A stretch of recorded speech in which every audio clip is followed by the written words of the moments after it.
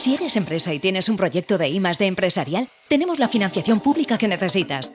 Préstamos bonificados del CEDETI para I+D empresarial. Desde 175.000 euros y hasta un 30% que no es necesario devolver. Más información en cdti.es. Préstamos bonificados del CEDETI. Porque juntos seguimos ayudando a crear futuro. Centro para el Desarrollo Tecnológico y la Innovación. Ministerio de Ciencia, Innovación y Universidades. Gobierno de España.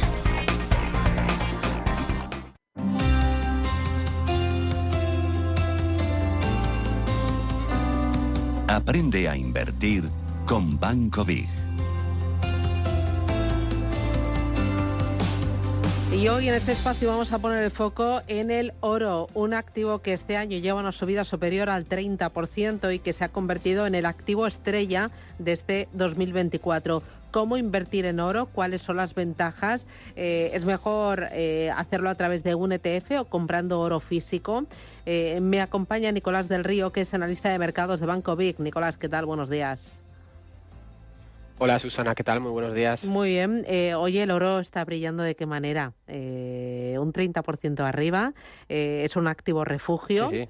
Es un activo que funciona muy bien en tiempos de inflación, pero ahora estamos en un momento de menor inflación y de inflación parece que domada.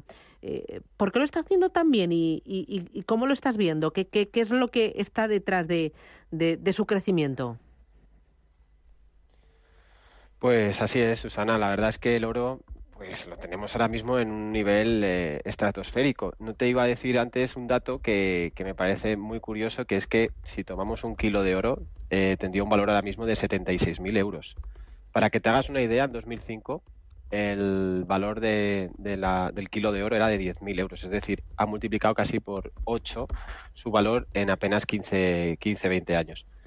Por lo tanto, lo que decías tú, ¿no? Al final la inflación se ha visto reducida, parece ser que no es el factor determinante y sí que vemos una debilidad o una desconfianza en en algunas otras monedas tipo dólar, la libra, donde se está perdiendo un poquito la confianza y el oro está tomando esa posición dominante en momentos de incertidumbre en los mercados financieros.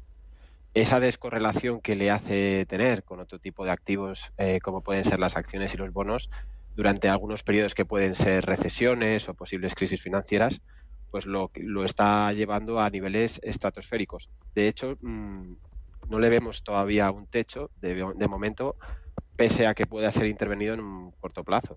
Ya. ¿Cuáles son las principales ventajas de invertir en oro frente a los bonos, frente a las divisas o frente a las acciones?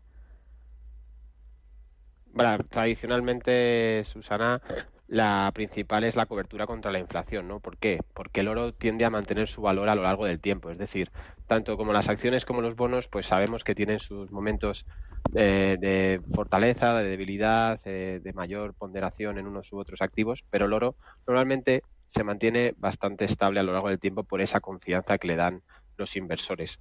Además, el oro, Susana, es que es un activo muy líquido. O sea, es fácilmente comprado, es fácilmente vendido en mercados de todo el mundo, es fácilmente identificable, con lo cual proporciona a los inversores pues esa flexibilidad para convertirlo en efectivo en el momento que lo necesiten, ¿no?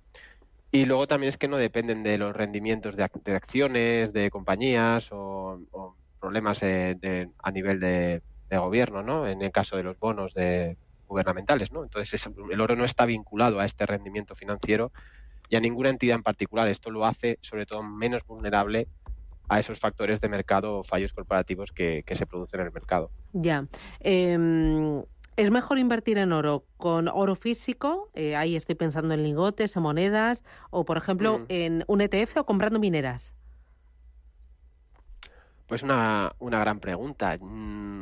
Yo te diría que para la mayoría de los oyentes lo más fácil van a ser invertir en productos financieros relacionados con el oro a través de ETFs, futuros, acciones mineras, como bien decías, ¿no?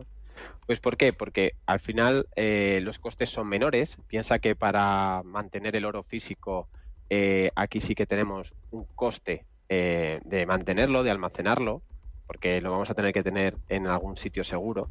Y en el caso de los ETFs o de los futuros o las acciones mineras, pues invertir en estos ETFs no implica prácticamente gastos ni de almacenamiento ni de seguro, ¿no? Y además es que los los ETFs suelen tener comisiones muy bajas, como hemos comentado alguna vez.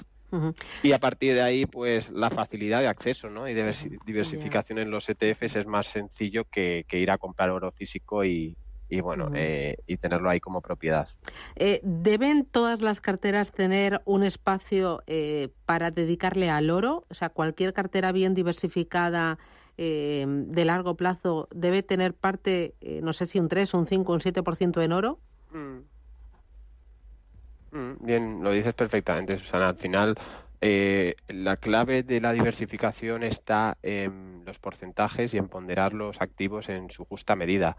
Evidentemente, una cartera de oro, así como tal te digo, una cartera de acciones tecnológicas no tiene ningún sentido en una cartera que quiere tener una estabilidad a medio y largo plazo. O sea, necesitamos administrarlo y evidentemente tener una pequeña cantidad en la cartera de activos relacionados con el oro, pues nos va a servir como cobertura frente a la inflación. También nos va a ayudar a preservar el valor en tiempos que, por ejemplo, la renta variable no lo haga tan bien o la renta fija, ¿no? Entonces, un porcentaje que a mí me gusta sería entre un 5 y 10% en carteras moderadas y en este caso en carteras agresivas incluso te diría que hasta un 5%. Este año lo ha hecho fantásticamente bien, es verdad que es un año atípico, que esa rentabilidad del 30% no la daba desde el año, me parece que 2007, 2006, y entonces estamos hablando de algo extraordinario, ¿no? Pero tiene una lectura, como decíamos al principio, que es que quizás hay una falta de confianza en algunas divisas como el dólar, que han sido la bandera de todo lo que es el comercio internacional, y el oro está ganando enteros para posicionarse de alguna manera como una alternativa en caso de una mayor desconfianza en el sistema bancario en general. Y para terminar, hemos hablado de qué lugar debe ocupar en una cartera, a través de qué vehículos acceder al oro, el porqué de las subidas del oro y cuáles son los motores, pero ¿y riesgos? Ponme ahí los peros para tener ahí todo el mapa.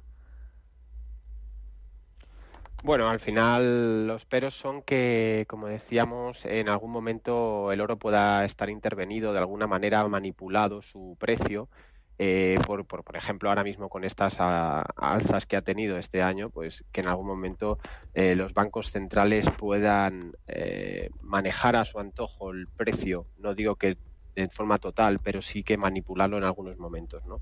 Entonces, hay que estar muy, muy pendientes de los bancos centrales, del comportamiento del dólar, de la fuerza que le pueda dar los bancos centrales, en este caso la FED al dólar estadounidense, y cómo se comporta con las distintas divisas y la confianza que le dan.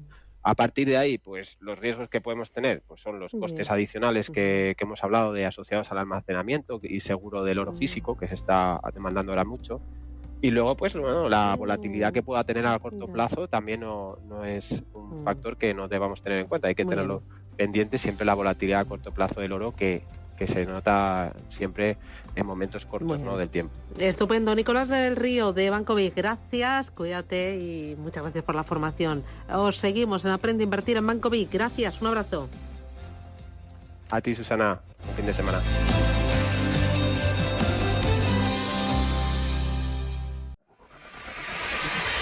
Si eres empresa y tienes un proyecto de I+D empresarial, tenemos la financiación pública que necesitas.